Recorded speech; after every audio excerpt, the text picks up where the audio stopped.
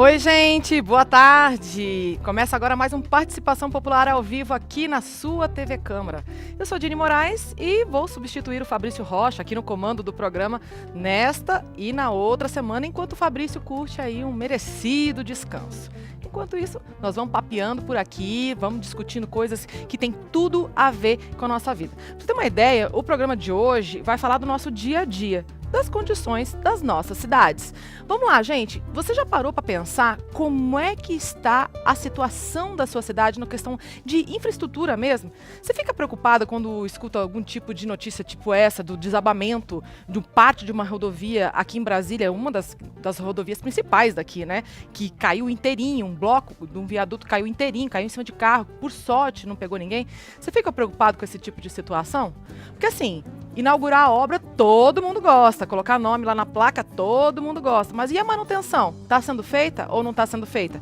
Conta para mim como é que está sendo aí na sua cidade. Você pode participar de várias maneiras, você pode ligar para o 0800 69 69, é uma ligação gratuita, ou você pode participar pela internet. E aí a gente tem vários tipos. Pelo WhatsApp, aí você coloca o 61 99 620 2573, ou também você pode mandar e-mail participaçãopopular@câmara.leg.br, o leg é L-E-G, ok? Também pode participar pelo Twitter, faz uma menção na gente lá, @participaçãopop. Eu leio seu comentário aqui, ou sua dúvida aqui ao vivo, e a gente vai conversar com os especialistas que estão aqui, porque a gente tem muita gente fera para falar sobre esse assunto aqui com a gente hoje aqui no estúdio. Primeiro, a Luciene Pereira, que é auditora do Tribunal de Contas da União, mas ela é presidente da Associação dos Auditores de Controle Externo do TCU. É isso, né? Sim. Essa é uma entidade que faz a fiscalização de obras federais. Sim, somente federais. Beleza. Também estamos com o Wilson Lang, que é presidente do Instituto Brasileiro de Avaliações e Perícias de Engenharia, IBRAP. IBAP, ok. E quem está com a gente aqui também é o Paul Procey. Procey, acertei. Muito bem. Sobrenome difícil. Vamos lá. É de origem holandesa, gente. É difícil de falar mesmo. Ele é coordenador de operações de infraestrutura e desenvolvimento sustentável do Banco Mundial para o Brasil. Ou seja, o papo aqui é de alto nível e a gente quer a sua contribuição justamente para a gente poder responder, discutir, esclarecer dúvidas, enfim. Quem também vai participar com a gente é o Paulo José, que está lá no centro de Brasília, e daqui a pouquinho ele vai entrar com a gente ao vivo, já com participações, perguntas, enfim. Vamos lá. Vamos conversar aqui sobre vários casos. Eu queria começar o nosso papo lembrando de alguns episódios, porque a gente teve no Brasil, não foi só agora esse de Brasília, né? Inclusive aqui de Brasília aconteceram 2 seguidos, por isso que a gente acaba lembrando muito aqui de Brasília, que foi o desabamento de parte de uma marquise e estacionamento num prédio, e logo depois veio o desabamento de parte desse viaduto que fica uma das principais rodovias aqui do Distrito Federal. Então é fácil a gente puxar aqui para a capital do Brasil, né? Mas existem vários outros casos, e não só em obras públicas, mas em obras privadas também, como prédios e condomínios, que a gente pode lembrar e que aconteceram nos últimos anos. A gente teve desabamento de prédio no Rio de Janeiro, que matou gente lá em 2012. Uhum. Teve desabamento em Recife, teve desabamento de ponte no Rio Grande do Sul. Então, assim, são vários casos, um atrás do outro, e que não me parece ser uma coisa assim tão isolada quanto a gente pensa quando a gente fala só das notícias locais, né? E aí eu queria começar a conversar com vocês a respeito desse ponto. A população realmente precisa ficar preocupada? É feita manutenção dessas estruturas ou não? Vamos começar com a Luciene. É um grande desafio, porque a manutenção do bem público depende de o Estado alocar recursos para essas ações. E o que nós vemos ao longo dos anos é prioridade em fazer obras novas, porque obras novas dão voto, né?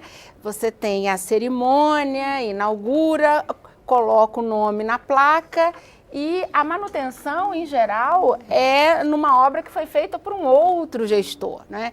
Então, acaba não sendo algo da prioridade dos gestores e do Legislativo também um olhar para a manutenção.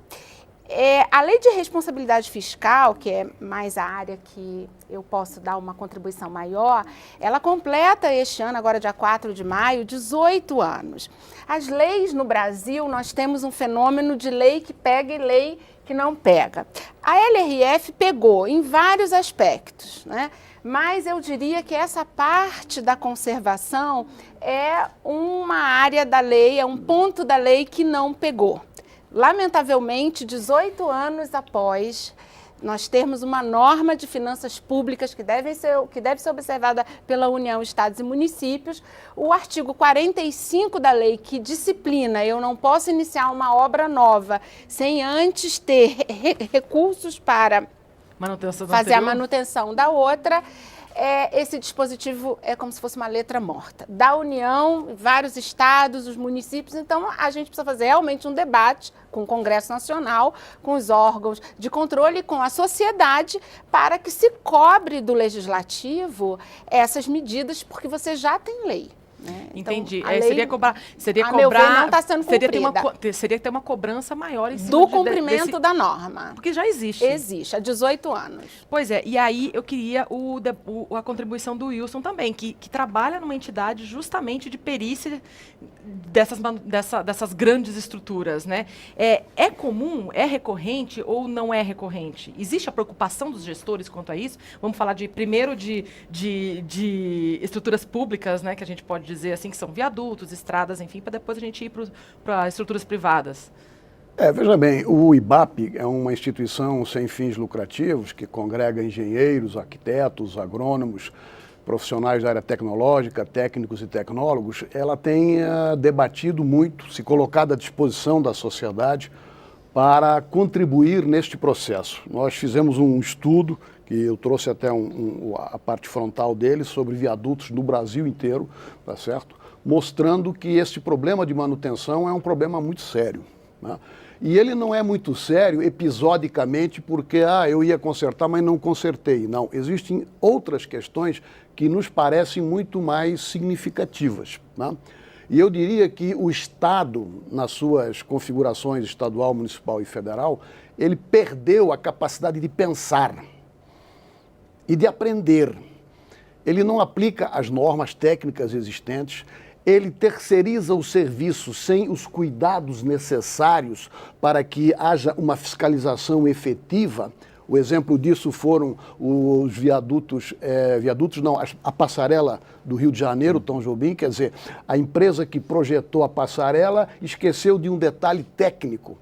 Quer dizer, se tem uma fiscalização adequada sobre aquilo, ou seja, se o Estado tem a inteligência e tem os engenheiros adequados para verificar aquilo, eles jamais permitiriam que aquela obra fosse executada daquele jeito.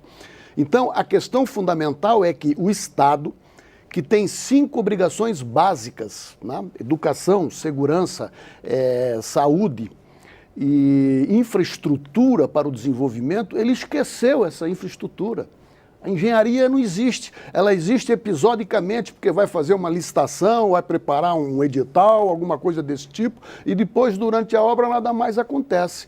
Então, um viaduto que nem o de Brasília, por exemplo, que foi projetado há mais de 50 anos, com uma tecnologia arrojada na época e ainda hoje, né, não teve a manutenção necessária quando todo mundo sabia que aquilo mais cedo ou mais tarde ia cair.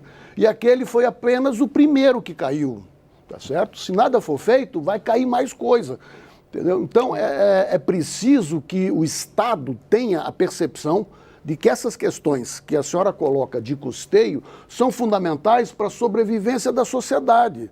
A sociedade não vive de obras a serem inauguradas, ela vive do exercício dos trabalhos que são feitos nos diferentes pontos. E isso não é só um problema de obra pública, isso é um problema em todo o governo. Aí é que eu queria te perguntar, porque você fala da questão da responsabilidade do governo, né? E nos ambientes privados, por exemplo, um condomínio, a gente percebe que faz parte da cultura do brasileiro essa ausência de manutenção, de cuidado com as coisas. É uma percepção ou é real isso? Eu diria que imaginar que o povo seja culpado é um pouco simplório na análise geopolítica do processo, né? É preciso perceber que a elite brasileira foi muito perversa ao longo da história. O governo foi muito perverso. O governo é o líder, são os líderes. Se os líderes não dão exemplo, não há como imaginar que o pobre coitado lá na esquina vá dar o exemplo. Então, no setor privado, a questão fica ainda mais séria, porque você imagina um edifício, aqui em Brasília tem edifícios com 900 apartamentos. Sabe o que é isso? Isso é uma estrutura. Um edifício, ele é que nem um corpo humano.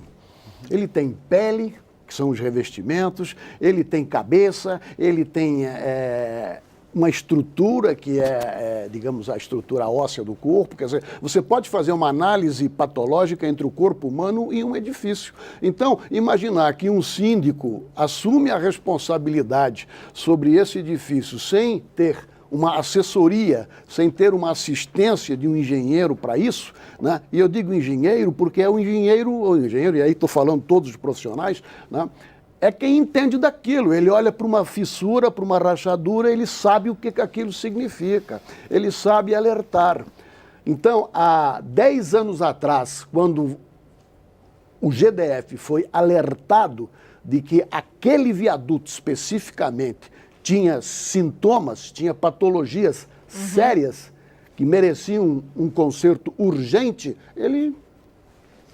Daqui a pouco a gente volta para essas omissões. Você concorda com isso? Que realmente existe aí uma falta realmente de convencimento dos gestores públicos e até privados dessa questão da importância da manutenção? Com certeza, isso existe no Brasil, não é único no Brasil, a gente vê isso dentro do Banco Mundial em vários países do mundo, uma ênfase muito grande, como já foi colocado, no investimento, sem olhar para frente para os custos da manutenção e também a capacidade local das pessoas que estão lá, dos governos locais, de poder fazer a manutenção. Não é uma questão só de recursos, vamos dizer, de dinheiro, mas é você, como síndico, ver numa rachadura que tem um problema e, por exemplo, chamar um engenheiro para dar uma olhada. Então, na verdade, que não tem pode que ficar existir... para depois, né? Exatamente. Então, a capacidade de um síndico, que ele tenha essa, como é que se diz, esse papel dentro de um prédio, seria você pelo menos ter uma capacidade mínima de enxergar, de reconhecer um problema e levar isso talvez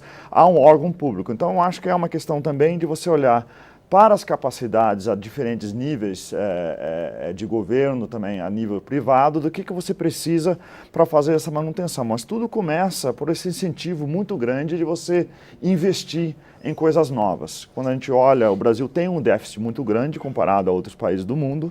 O Brasil não gasta muito pouco do PIB para investir em infraestrutura, mas o pessoal só pensa que é um déficit de infraestrutura nova.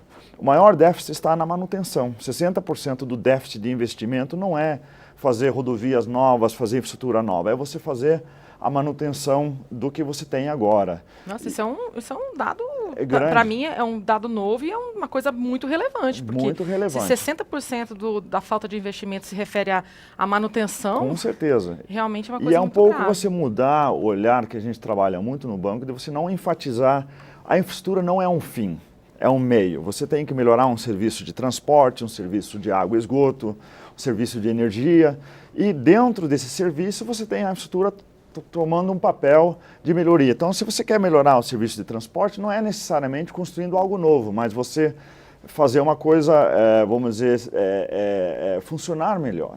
E mesmo aqui em Brasília, vamos enfatizar agora os grandes eixos, né, quer dizer, os acidentes que aconteceram, mas os próprios buracos nas ruas, os problemas, os pequenos problemas que você vê, eu que corro todo sábado e domingo, eu corro pelas ruas eu não consigo às vezes correr na própria calçada, porque você vai tropeçar, você vai cair. Então, a manutenção começa já na base da infraestrutura, não é só nas grandes obras.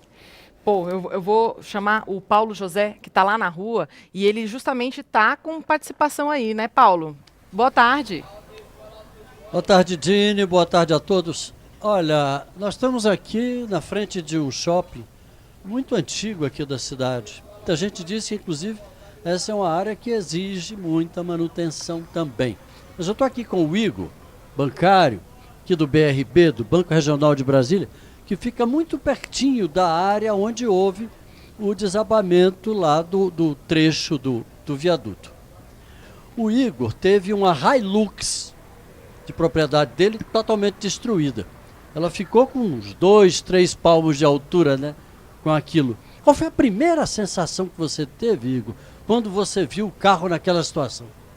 Olha, eu te confesso, Paulo, que foi um alívio total, porque fatalmente eu estaria lá dentro dela num outro dia comum. Naquele dia eu tinha uma aula e estaria saindo. Almocei ali do lado, ao retornar já dei de cara com ela debaixo dos escombros. Livramento, né?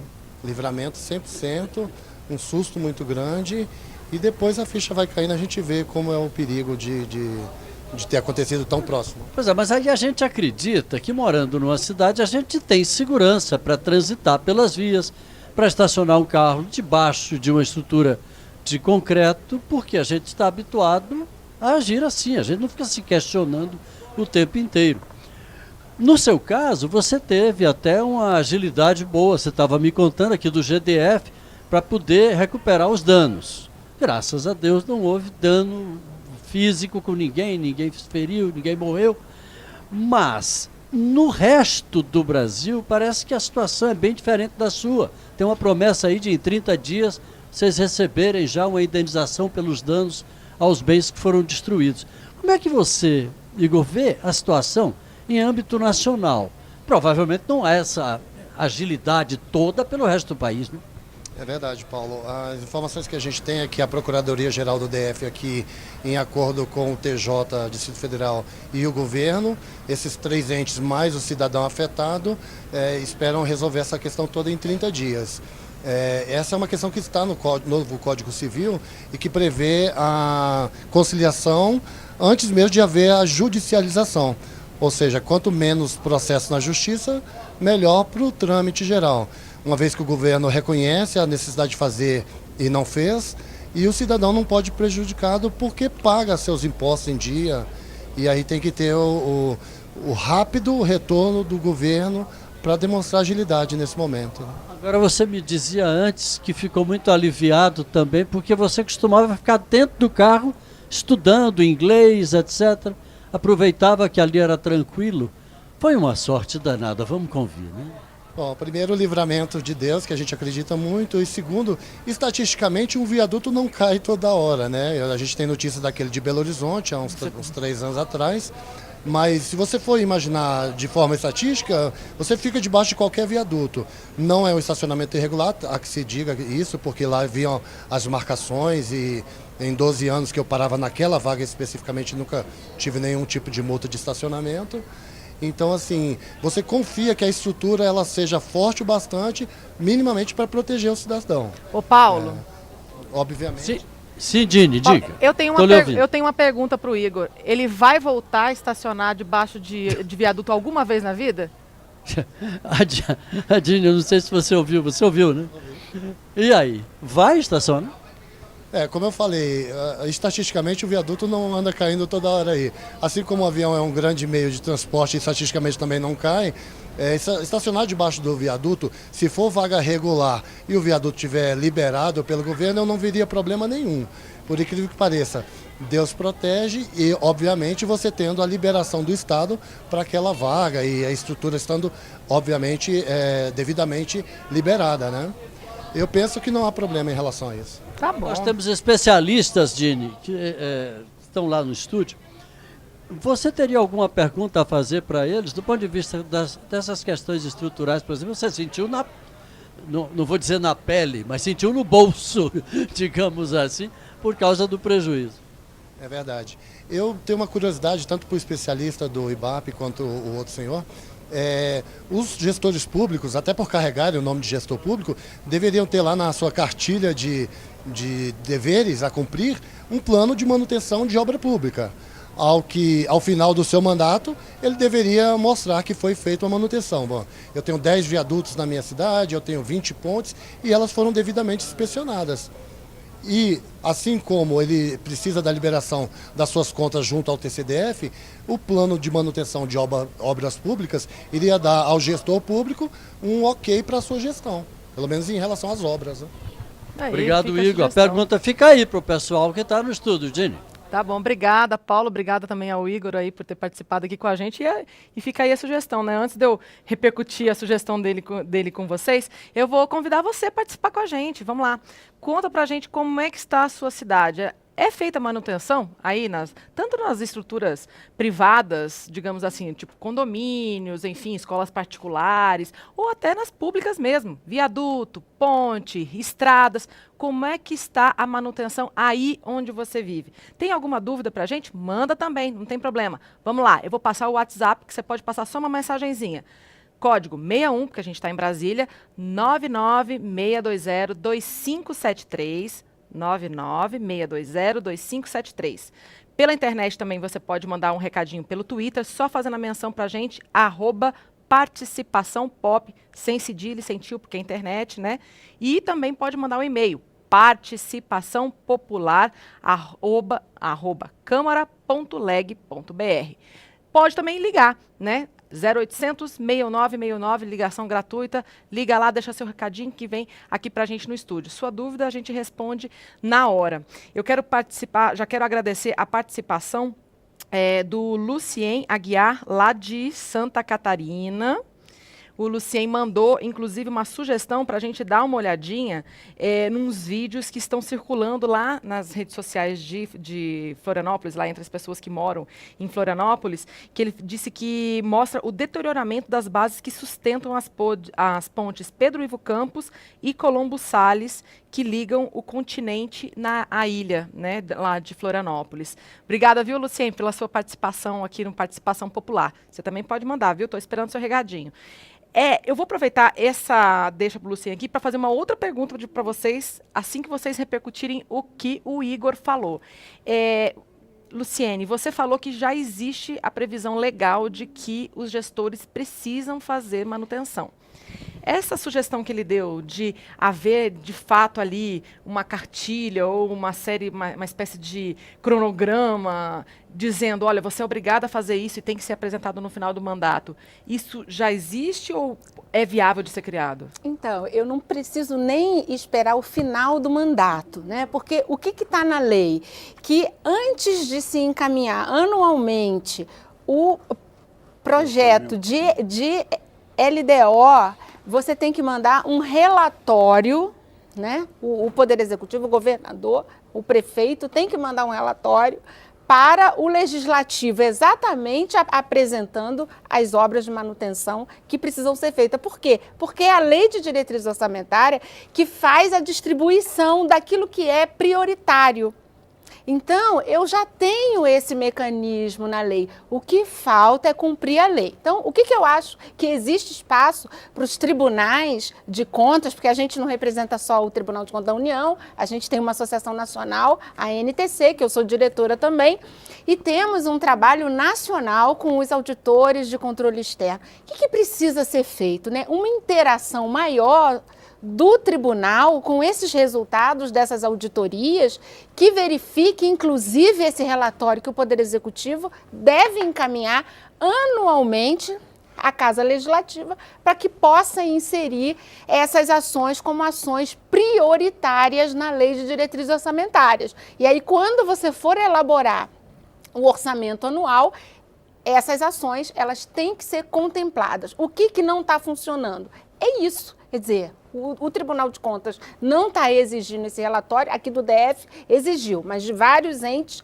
não exige. Então, eu acho que precisa avançar nisso, não é? E ter uma interação maior com o Legislativo, que deve considerar essas análises na hora de aprovar a Lei de Diretriz Orçamentária. Porque sem recursos orçamentários, eu não faço obras. Agora, é lamentável, eu posso não colocar o meu carro embaixo de um viaduto, mas eu não tenho como não chegar a Brasília e não passar pelo Eixão. A gente passa por várias pontes daquela no eixão.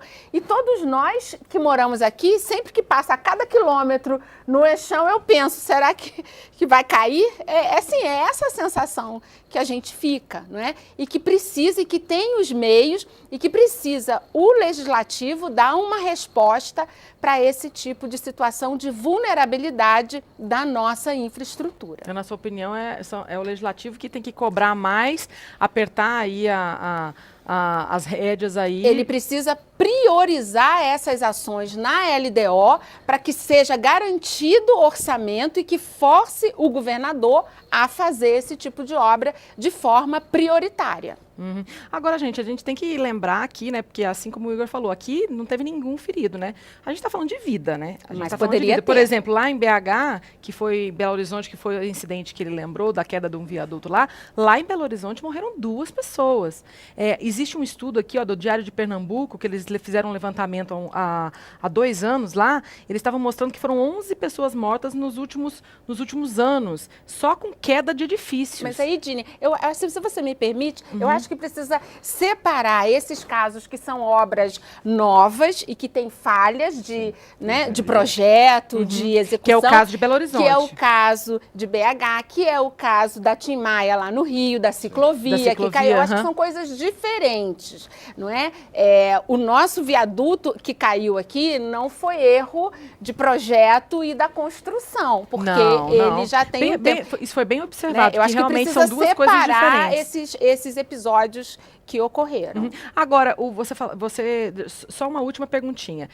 Você faz parte da análise do Tribunal de Contas. O Tribunal de Contas é composto por um corpo técnico. Tribunal de Contas da União. Esse corpo técnico dos tribunais de contas, não só da União, mas dos Sim. estados também, eles têm profissionais especializados que são capazes de ir numa como obra evidenciaram aqui no DF. Houve um relatório, eu estou até com um relatório aqui, com fotografias, eles fazendo determinações ao governador para que no sistema, porque aqui tem um sistema eletrônico, que fossem registradas essas obras de manutenção para que fosse encaminhado ao legislativo. Eles encaminharam esse relatório para o legislativo, mas as medidas não foram adotadas. E aí, se me permite mais um comentário, eu acho que a gente passa, nesses últimos 6 anos, por um problema de decisão do governo federal de fazer 2 grandes eventos no país e que levaram a um endividamento. Então,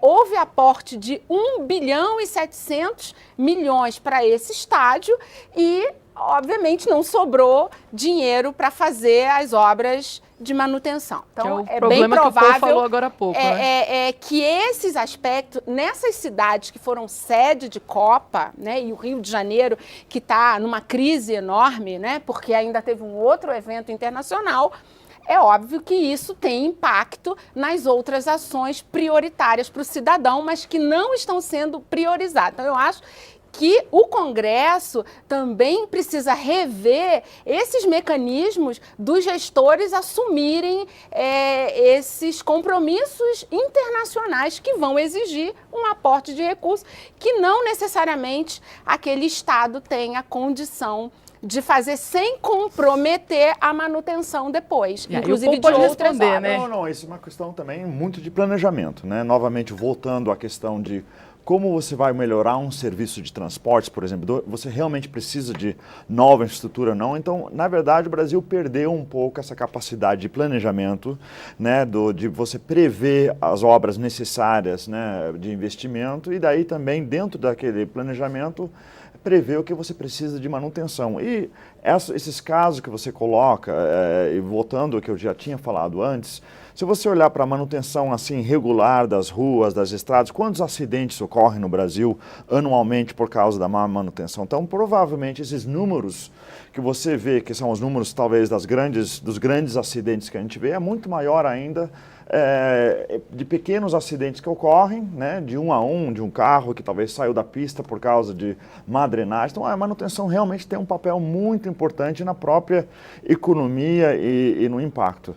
Eu tenho que defender, e há uma coisa muito boa de a gente discutir aqui, que muitas vezes os gestores também não têm os recursos, que infelizmente algumas reformas que são muito necessárias para abrir uma janela para que se possa fazer os investimentos necessários, tanto na infraestrutura existente como na nova infraestrutura, vão exigir também de uma reforma da Previdência, de algumas outras coisas, para você poder abrir um espaço no orçamento, tanto dos estados como dos municípios, para poder fazer os investimentos necessários que o Brasil tanto precisa. Uhum. Bom, antes da gente continuar com o nosso bate-papo aqui, eu vou ler o recadinho que a Marta Sueli, lá de Brejões, na Bahia, mandou pra gente. Ela disse o seguinte, que a manutenção realmente é o problema de quase toda a cidade, principalmente as mais antigas, como Salvador.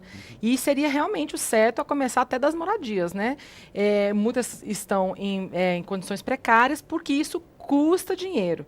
E a fiscalização faz, muitas vezes, vistas grossas, e ela cita, inclusive, que ela tem que passar por uma ponte que morre de medo de passar dessa ponte, que eles já acionaram os gestores públicos, mas ninguém faz nada. Ela acha que só quando cair alguém vai fazer alguma coisa, né?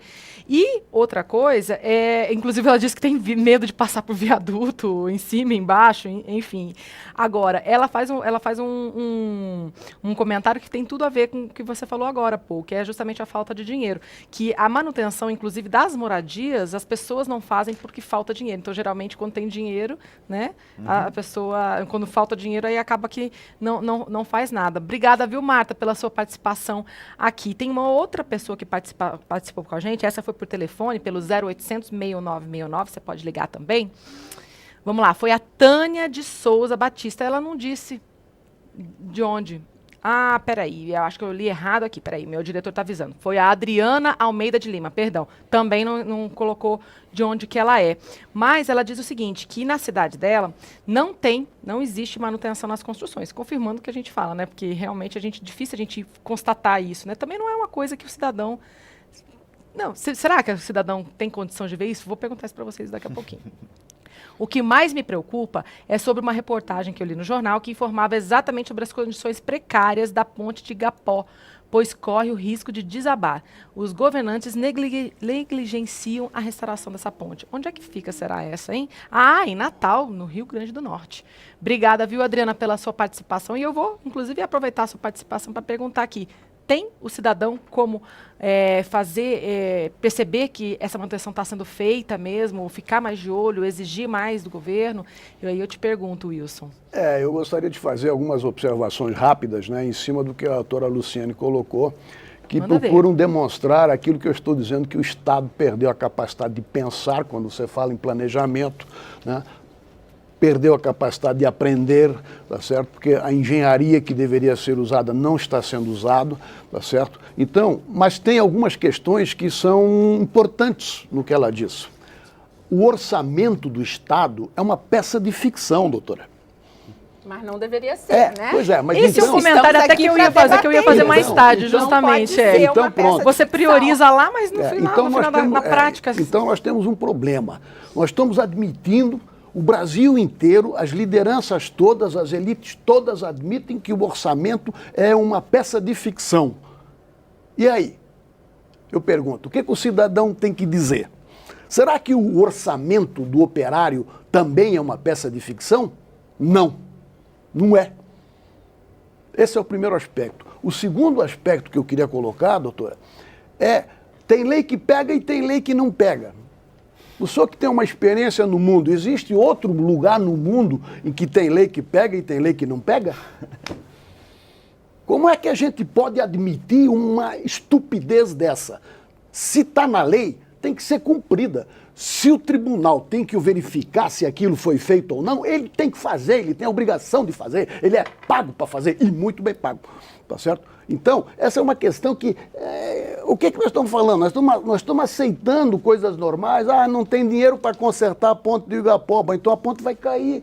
É claro que vai cair. Essas fotografias que estão correndo aí das pontes de Florianópolis são problemas sérios. Pontes sobre o mar é um ambiente agressivo, um negócio perigosíssimo, tá certo? Tem fotos aí, não dá para identificar exatamente, embora eu seja de Santa Catarina, eu não sei identificar exatamente em que posição que aquela estrutura está, mas aquela estrutura que mostra aí nas redes sociais... Então você já viu os vídeos? Já vi. Aquilo vai cair. É óbvio que vai cair.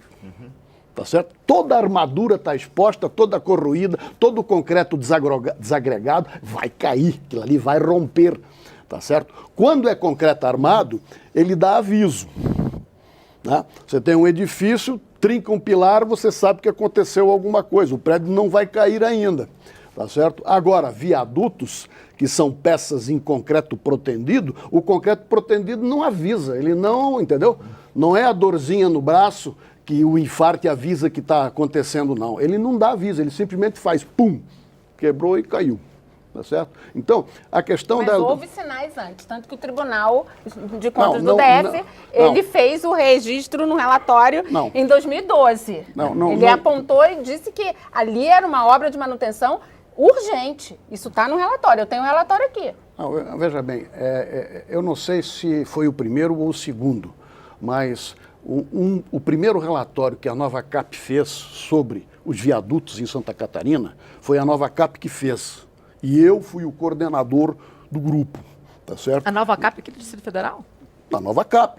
Aqui. Tem outra Nova Cap lá também, né? Lá em Santa Catarina? Um órgão semelhante. Lá em Santa Catarina? Não, ela falou do viaduto de Brasília que deu É por isso que a gente estava falando de Santa Catarina. O que eu queria colocar é que o viaduto, porque ela me contestou dos pontos de vista de que aquele viaduto deu sinais. Esse de Brasília. Ele não deu sinais. Ele não deu sinais. Sinais é uma manifestação física do corpo, tá certo? Da estrutura. Ela não deu. O que ela deu, o alerta que foi dado, era o seguinte, e provavelmente o relatório do Tribunal de Contas do Estado foi baseado num desses relatórios, porque posteriormente nós participamos de uma comissão junto com o CREA para também analisar os viadutos. Então o problema ali era o seguinte, o sinal que tinha era o seguinte, aqui no meio da estrutura tem uma samambaia. Como é que pode ter uma samambaia no meio de uma estrutura de concreto protendido? Não pode, né? É simples, né? Passa água, está passando água. Sim. Se está passando água, está passando finos, está pegando na armadura, vai romper a armadura. Então, não era um sinal, era uma percepção que o profissional olha para aquilo e diz, tem um negócio aí que não está correto. Né? Wilson, eu vou parar um pouquinho o nosso debate aqui, até que a Luciene também se acha ali. A gente vai falar com o Paulo José lá no centro de Brasília, ali pertinho de onde desabou um pedaço do viaduto lá. Paulo, fala com a gente. E aí? Ô, Dini, eu estou aqui com o Cláudio Gonçalves. Cláudio Gonçalves é taxista. Até eu mesmo já andei várias vezes aqui no táxi com ele. E o Cláudio parece que anda mais receoso, né, Cláudio, ultimamente. Você não tinha receio nenhum de andar pelos viadutos, passar por baixo, estacionar. Agora você anda mais receoso, né? Olha, Paulo, tem mais de 20 anos que eu trabalho com táxi aqui e andava sem receio algum, sabe? Mas desde esse episódio que aconteceu aí, eu já ando bastante receoso. Até os passageiros que andam comigo já andam com receio já. O pessoal fala pra ti? Fala, os passageiros mesmo comentam comigo. Que depois... Não passar por baixo ou passar rápido? É, pra passar mais rápido e com cuidado, sabe? Porque depois desse episódio que aconteceu, ele já anda cismado. Tanto eu como os passageiros. Eu mesmo tinha costume de parar debaixo do viaduto, no acostamento, agora já não paro mais. Caramba! Tá vendo, Dini? É, Paulo. Criou-se um medo assim entre as pessoas. Um colega nosso estava dizendo aqui que outro dia, num desses viadutos, ele viu uma fila de carro de um lado, uma fila de carro do outro, no engarrafamento, mas debaixo do viaduto não havia engarrafamento. Pois é, já tá mudando. A gente dá risada aqui dessa situação, mas já tá mudando alguns comportamentos, né? Mas e pelo que o Wilson tá falando, a gente tem que ficar preocupado mesmo. Já volto para cá, gente. A gente tem que falar, a gente vai ter que chamar o deputado Augusto Continho, que também está com a gente no telefone. O deputado Augusto Continho, que é do Solidariedade, lá de Pernambuco, ele é o autor daquele projeto de lei que, inclusive, obriga essas manutenções periódicas, ele cria uma regulamentação para as vistorias, né? As vistorias periódicas nesse tipo de estruturas, e aí ele coloca todas as estruturas, não só apenas edifícios e estruturas públicas. Né, deputado? Seria isso? Boa tarde. É isso, boa tarde a todos os ouvintes aí da rádio, da TV Câmara, desculpe, os componentes aí do debate. de fato é isso. A lei foi aprovada já na Câmara e no intuito de ela criar, na verdade, a rotina das manutenções prediais, ou seja, a cultura das manutenções, porque existe, de fato, as pessoas acham que o que é de concreto não precisa ter manutenção, né? As coisas vão servir para a vida toda, e não é verdade. Isso, o concreto, ele tem intempéries, ele é muitas vezes exposto, e isso faz com que haja um desgaste muito e precisa ter manutenção, né? Nós fizemos esse projeto, eu ainda era deputado estadual aqui em Pernambuco já é lei, uma lei estadual, quando o edifício Areia Branca caiu e, por sorte, não matou ninguém, mas só matou uma pessoa só, que era a pessoa que estava cuidando, o vigilante que cuidava do prédio. E realmente a gente começou a pesquisar, você não tinha nenhuma legislatura, nenhuma lei que definia responsabilidades. E o intuito dessa nossa lei é exatamente isso. Primeiro, a responsabilidade de quem tem um condomínio, né? Ou seja, um prédio tem um síndico, e o síndico tem que ter a responsabilidade de manter, quando no momento oportuno, essas verificações periódicas. Ô, deputado. O Estado cabe prover as obras públicas. E aí você começa a colocar a responsabilidade sobre o gestor de que ele é responsável, por lei, se aquele desabamento vier a causar tanto dano material como dano de morte a terceiros. Deputado, mas isso aí prevê algum tipo de responsabilização caso não venha a cair nada? Porque assim, o senhor falou, se por acaso cair, tem a responsabilização tanto do síndico quanto do gestor público. Mas e se nada cair? A obrigação continua? É ótimo, não, continua. A gente começa a criar, a partir de 5 anos de um prédio entregue com seu habite, ele começa a ter a necessidade de ter um laudo pericial dizendo que sua estrutura está boa, ou seja, sua estrutura está sustentável, não é? Então, ele precisa ter esse laudo. Esse laudo, o engenheiro que for fazer vai se responsabilizar. E é óbvio, como eu vi há pouco, me parece que um engenheiro como eu, falando de que em muitas situações a estrutura das sinais de que vai cair, de que está tendo problema, né? E à medida que você tem essas manutenções, ou essas verificações, você vai acionar naturalmente o ente que seja responsável para que faça a recuperação daquela estrutura. Se Deputado, por acaso não for feito... Oi. É porque a gente tem uma pergunta para o senhor aqui, a Luciene, ela que é auditora do Tribunal de Contas da União e também presidente da Associação dos Auditores de Controle Externo do TCU, ela tem uma pergunta para fazer para o senhor. Não, prazer. Deputado, tudo bem, deputado?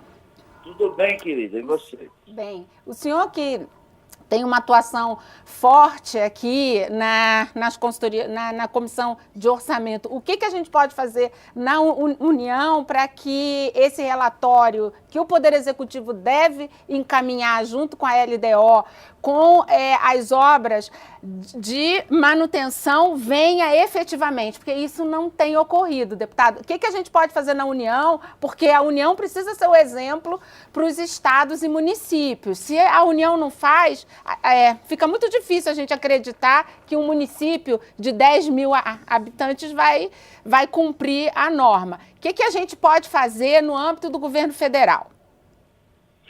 Na verdade, primeiro o governo federal devia fazer um levantamento pormenorizado das obras que estão sob a sua outorga, sob o seu comando, que precisam dessas manutenções. Por exemplo, mas em linhas gerais, de uma cidade, as fontes, os viadutos, eles são cuidados pela municipalidade. A União pode, excepcionalmente, alguns prédios de museus ou alguma coisa desse tipo, ter prédios públicos próprios, né? E daí precisaria ser feito, e eu acho que isso vem sendo feito por cada órgão da União, assim pelo menos eu espero.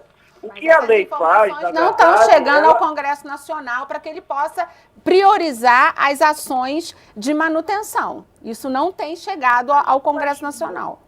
Mas, na verdade, você há de entender de que o que a gente tem de fazer é uma lei para acolher exatamente e definir a responsabilidade dos entes, seja ele público e seja ele privado. Porque você também precisa criar a responsabilidade, por exemplo, a um síndico de um prédio. Ou seja, não vai caber à União estar recuperando o prédio de iniciativa privada. Se o prédio tem um problema, quem tem de fazer a recuperação estrutural é o condomínio do prédio, não é o Estado. Sim, não é? O Estado tem de cuidar do que é dele, ou seja, do que é de propriedade dele. Então, isso sim ele tem de cuidar. Mas não eu acho que a questão da legislação, no nosso entender, é colocar a responsabilidade. Porque não faz sentido e não é admissível que um governador, como se é de responsabilidade do Estado ou se foi avisado e deixa cair um viaduto, a responsabilidade é do governador. Se um prefeito não faz a manutenção de uma ponte da sua cidade, a responsabilidade é do prefeito, não é? O senhor acha que é preciso criar uma lei para deixar isso mais claro, então, né, deputado?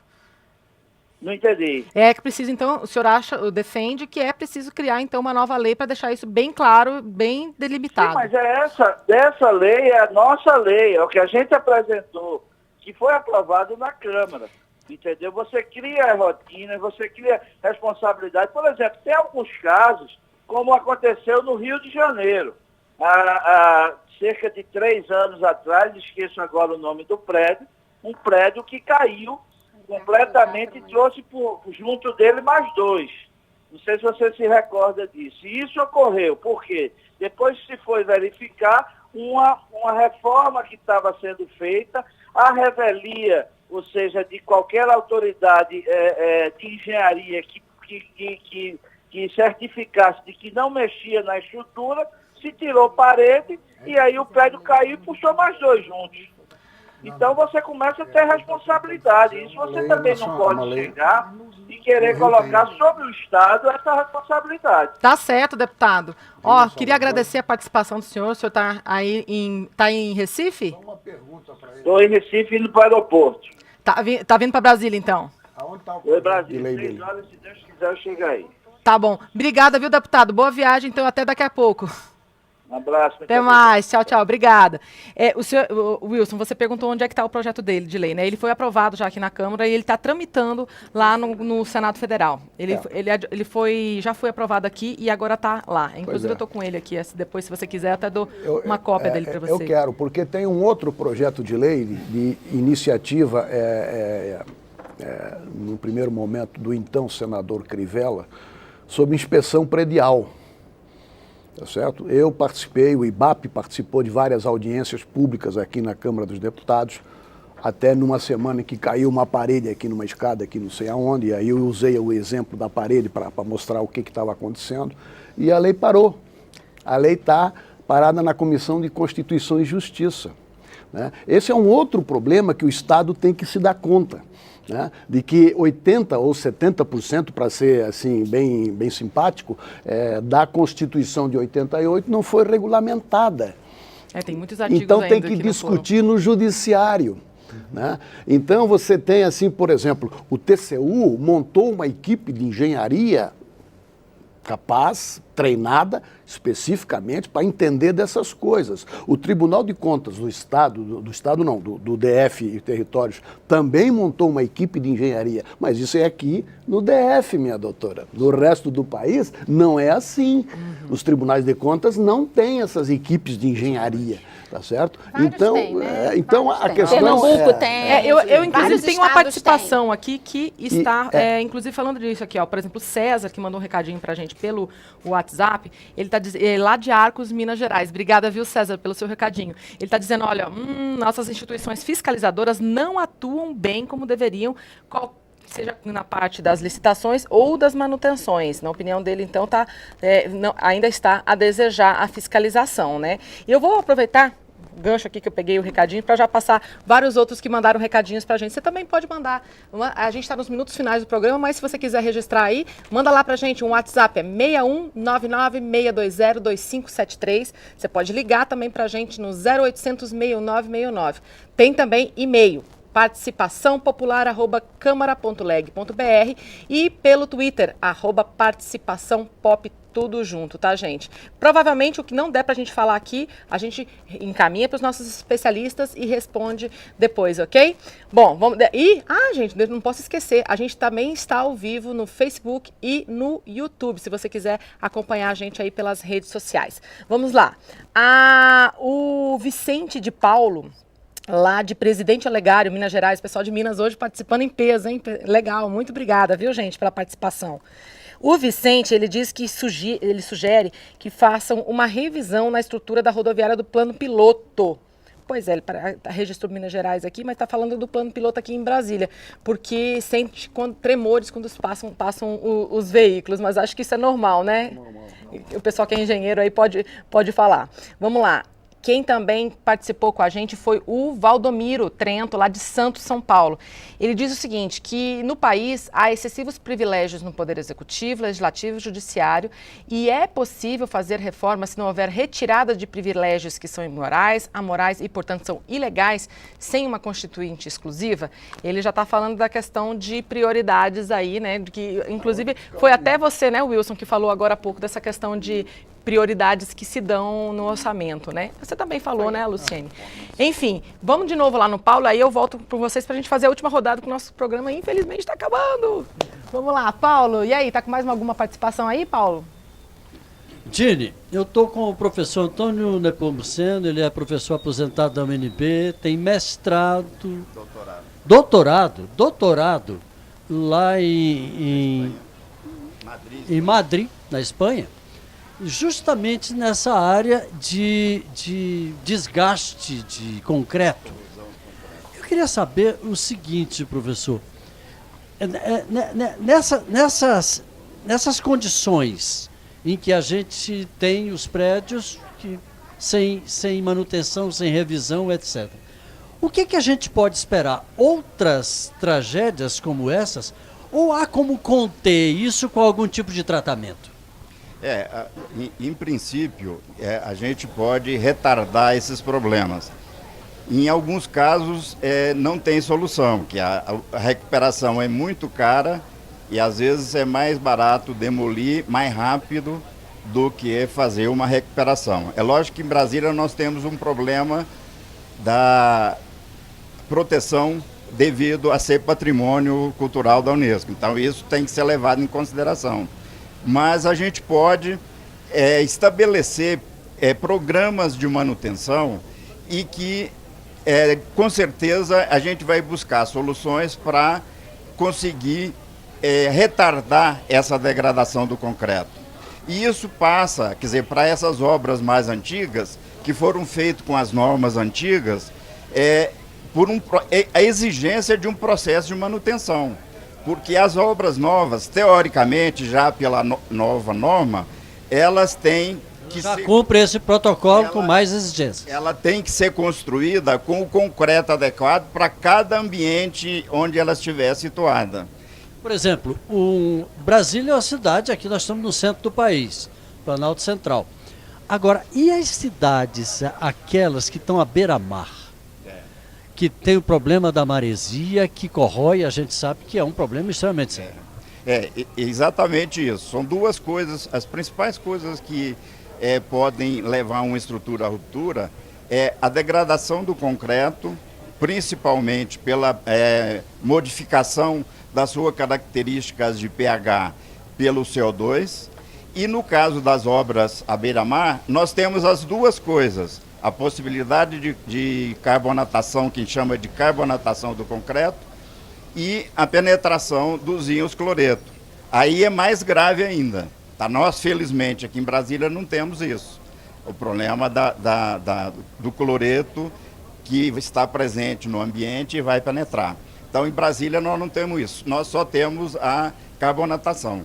E a norma atual de concreto, ela já estabelece concretos adequados para esses tipos de ambiente, com a quantidade de água máxima que você pode colocar dentro do concreto, para que ela possa reter, a porosidade do concreto possa reter a penetração dos cloretos, né? E, além de tudo, a qualidade do cimento tem que ser diferente de uma obra como situada aqui no centro do Brasil, nas regiões internas do Brasil. Professor Nepomuceno, muito obrigado pela sua participação aqui com a gente. Dini. Obrigada, Paulo. Obrigada aí para o professor Nepomuceno também. Bom, gente, eu quero fazer um registro aqui de várias participações que a gente acabou de receber uma onda de participações de engenheiros. E aí eu quero registrar vários deles, eu vou falar só o nome, não vou falar tudo, eu quero pedir perdão, desculpa, porque realmente nosso tempo está acabando, mas alguns eu quero fazer algumas observações. O João Fernando Barral de Miranda, lá do Pará, porque a matrícula dele é do CREA do Pará, eu acredito que ele seja de lá, ele mandou um e-mail grande, inclusive falando dessa necessidade que já está prevista na Constituição, está prevista já desde que existem construções no mundo essa necessidade de manutenção.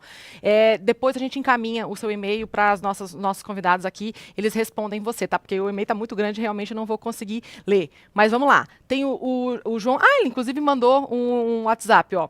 Ele disse que o programa não vai levar a nada, porque qualquer desmerecimento à capacidade intelectual e moral das pessoas e participantes. O Brasil precisa de ações e não palavras. E as ações e propostas podem e devem ser aperfeiçoadas. Esse deve ser o resumo, né, João Fernando? Obrigada, viu? João Fernando Barral de Miranda. Bom, vamos lá, falar do Emerson de Mello, Curitiba, Paraná. Ele diz que a palavra de ordem deve ser inspeção predial, porque possui metodologia própria e que determina as anomalias que formam aí a base de um programa de manutenção e que possui normas técnicas para isso. Daqui a pouquinho, inclusive, eu vou falar sobre isso. E tem também o Edson Aparecido dos Santos, lá de Cerqueira, César, em São Paulo. Ele tem 66 anos de vida e diz que, inclusive, um dos problemas é justamente o serviço público que funciona de forma precária e que os funcionários públicos alegam a falta de recursos. E também o Rui Leite, esse também que é engenheiro, perito e especialista em inspeções e manutenções prediais.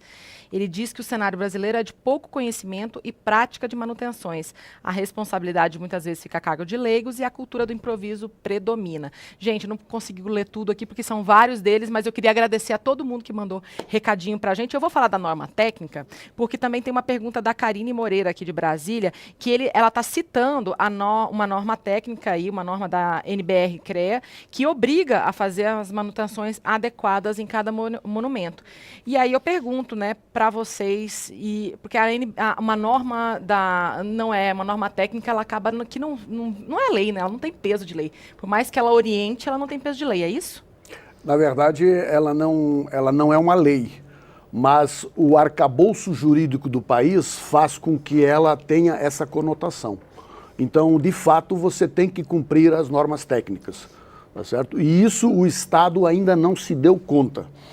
Tá certo. O Estado não pratica isso, entende? Porque, embora a norma técnica não seja uma lei, ela não é uma lei formalmente constituída, mas existe um arcabouço jurídico, existe um conjunto de decisões do STJ que mostram claramente que você tem que obedecer à norma técnica. E os engenheiros, arquitetos, precisam cumprir essas normas, seja na execução, seja na fiscalização desses... Mas eu só queria colocar gente, nosso tempo acabou, infelizmente, Wilson. Gente, é uma pena, porque esse assunto renderia um monte. Inclusive, eu até queria colocar uma pergunta no ar e eu quero encerrar com ela. Na verdade, ela vai ficar mais como uma provocação mesmo para vocês, para mim e para quem estiver assistindo. Realmente, será que precisa ter essa estrutura do Estado? Será que realmente também não tem que ter uma responsabilização de quem entrega o produto ou de quem faz a gerência do produto, no caso né, das estruturas aí privadas? Não tem que ter também essa responsabilização de quem entrega, não só de quem é obrigado a fiscalizar? Vou deixar só como provocação, tá, gente? Quem quiser, manda participação aí pra gente. Isso existe. Luciene Pereira é a presidente da Associação dos Auditores de Controle Externo do TCU, do Tribunal de Contas da União. Muito obrigada pela sua participação. Obrigada. O Wilson Lang, presidente do IBAP, o Instituto Brasileiro de Avaliações e Perícias de Engenharia. Muito obrigada. E também o Paul Persey. Muito bem. Também do Banco Mundial aqui no Brasil. Muito obrigada pela participação de vocês. E muito obrigado para vocês que nos assistiram e que participaram, mandaram perguntas. Enfim, o que a gente não conseguiu responder aqui, a gente responde fora do ar, tá? Gente, continue na programação da TV Câmara e até a próxima.